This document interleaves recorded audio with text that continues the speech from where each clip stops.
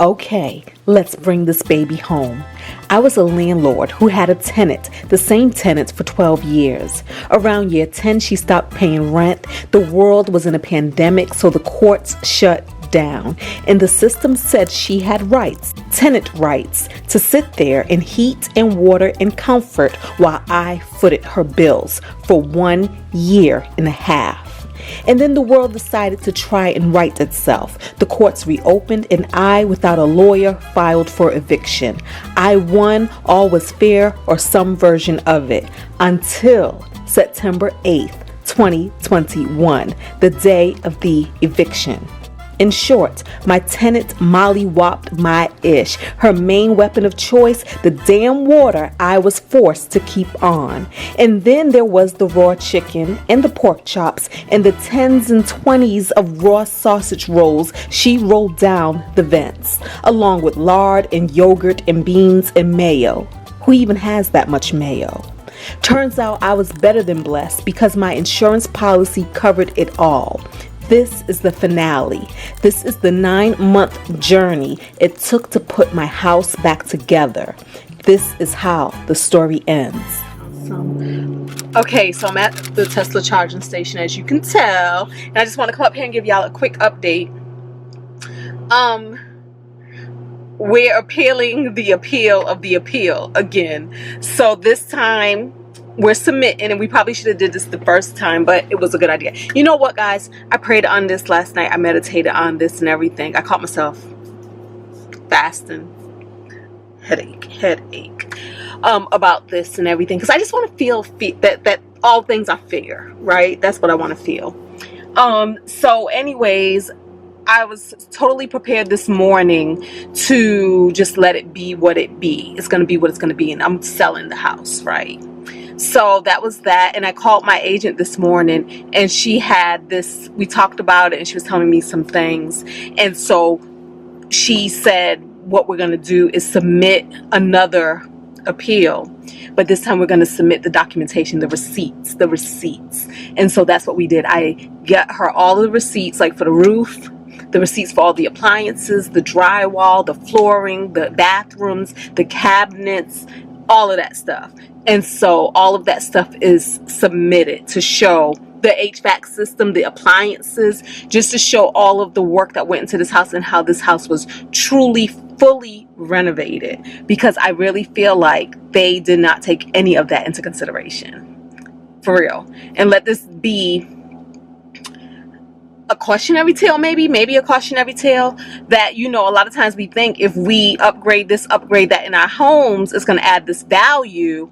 But the value is so subjective. It's still based on one human's opinion of the value, and if they're even going to consider those things. Because from what I've read of this appraisal report, the main things that was considered were the other comps in the area. That's what was considered. What has sold, even what is on the market, and what the list price on the market is. Ain't that crazy? Ain't that crazy? Because people, like, that's what we did. People under list, that's a strategy. You made lists under the value because you want to get more traffic in, and you know that people are going to place a higher offer. So to actually consider a for sale price in my evaluation was just like, really? That's how this is done? That's how this is done? So yeah, so it's all interesting, but we're submitting that today. It's been submitted today. Today's Friday, and we'll see how that goes. In the meantime, guys, I'm on my way to Virginia Beach today, right now. I did 6 hours at work this morning. I'm on my way to Virginia Beach, and then as soon as I get to Virginia Beach, my sister and my aunt's getting in my car, and then we're driving to South Carolina. We're on our way to a funeral. For those of you who know Mr. Nate, he has passed away. He passed away. Those of you who've been with this channel for a minute, y'all know that's my grandma, my friend. My grandma found a man before I found a man, y'all. But he is resting now. He's resting now, y'all. So we go into the funeral. The funeral is tomorrow morning, and that's what's happening. That's what's happening. All right, y'all. Thank y'all for being here with me. Thank y'all for being here with me. And if some of you want to follow more of my personal life, you can find more of that stuff on my other channel, Sitting in the Tree. So I would love to see y'all over there. I would love to see y'all over there if y'all are interested in that kind of thing. Still trying to figure out what I'm going to do with budgets, if we're even going to continue to keep doing budgets on this channel, or if I'm just gonna do my budgets in my own private world and leave it at that and not share with the internets anymore. So yeah, that's what's going on. All right, y'all, just wanted to update y'all really quick. Bye, peace. About to get back on this road. Well, guys, we tried. The second appeal was rejected. I'm gonna have the letter, the email, and he says, let me see. So the appraised value is not getting reconsidered. The lender's response was, I have sent in the information provided to the AMC, and as per the AMC, the appraiser, I don't even know what AMC stands for, the appraiser can't increase the value without a valid sales comp to make adjustments from. Once again, guys, sales comps. Your comps don't matter. Like the stuff you put into your house. So I just say this because I know we all have heard that if you put this in or put that in, you can get more money. So it says the appraiser did recognize that the property was upgraded and used multiple similar comps on the same block to make adjustments from. Did they though? What multiple similar comps? Because when I look at the comps, those things did not have the same upgrades. They did not have the same upgrades as mine. They did not. On the same block. So I know of 3 homes on the same block that sold that was using these comps. They did not have the same upgrades.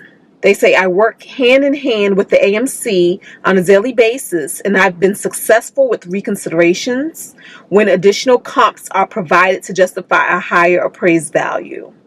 The appraiser stated that there were way too many sales comps available at a lower price, and he did his best to get as close to the contract price as possible. Contract price was, dag, you about to die. Contract price was $385. They did $350. How is that close as possible? When the adjustments are too much and don't make sense, that appraisal will be rejected by the FHA and another appraisal will be needed. My only option here would be to cancel the existing file and reorder a new appraisal with another AMC. I don't even know what that means. Please let me know how to proceed. And so I'm about to call my realtor, but y'all, the battery, I didn't even bring my purse out here. I just have my wallet, but I don't have a battery in here.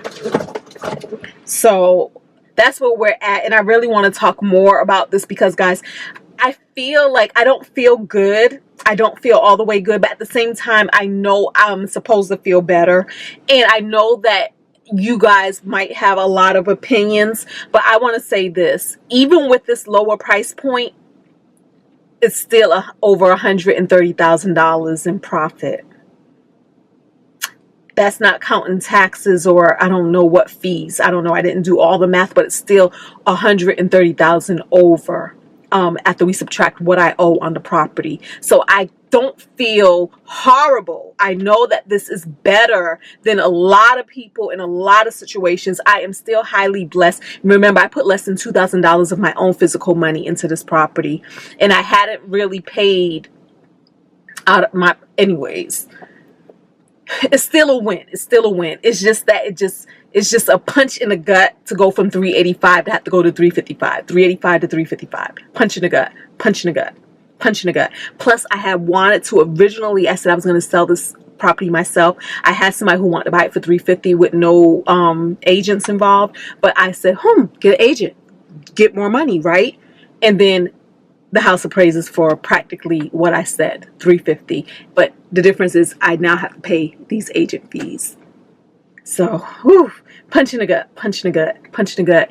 Guys, I think I should have just stuck with my gut and did this journey myself all the way, like we've been doing this ourselves. And I think I probably should have closed it myself, but it would have taken longer, and who knows what the market would have been doing in another week, 2 weeks, month. I do know, and I do feel that had I finished this project maybe 2 weeks earlier, I probably could have got a higher appraisal, because remember, the market's starting to drop. But it is what it is, and it was pretty stress-free. Isn't that priceless? Isn't that priceless? I'm gonna talk to y'all later. I'm gonna call my agent now, and I'll come back later when I get a battery and talk to y'all. You never know. And that's what I said. I said, one thing is for sure, the new person who's buying a house, what a blessing for her. What a victory for her. Oh, and it's just her? Yeah, it's just one person. She's a single person. Oh, yeah. See, that's a blessing then. Yeah, that's for her, because she's going to be like, I went and bought a house for $385 and it ended up only being this amount. Like, her saying $385 made her win that bid. Like, this is what I'm saying. Yep. God works for everybody. You know what I mean? Yep. Like, when you think about the impossible, for her, she did not originally win the bid. Somebody else did. But who knows what her prayers were, or, you know? Yeah, and she said, let me just go higher. Mm-hmm. And we don't know if she was stepping out on faith. We don't know. Yep, and look at what she got. It was even lower. And then the agent had said she was really worried because she already put in her notice for her apartment. So she's moved from an apartment. Oh, so yeah. So this might be her. Oh my goodness, you're gonna make me cry. No, it is. It's a freaking blessing. It's a freaking blessing. You know what I'm saying? And she's a single parent. Well, I don't even know if she got kids, but she's I know, single. we don't know if she has kids. But yeah, so she's moving from an apartment to here. This might be her first home. We don't even know. And the fact that this worked out for her, like a $25,000 price reduction. Yeah, that did, wasn't in my control, because I was trying to get all my coin. Yep. But what a blessing. What a blessing. Yeah, we don't even know her story. I really want to know her story.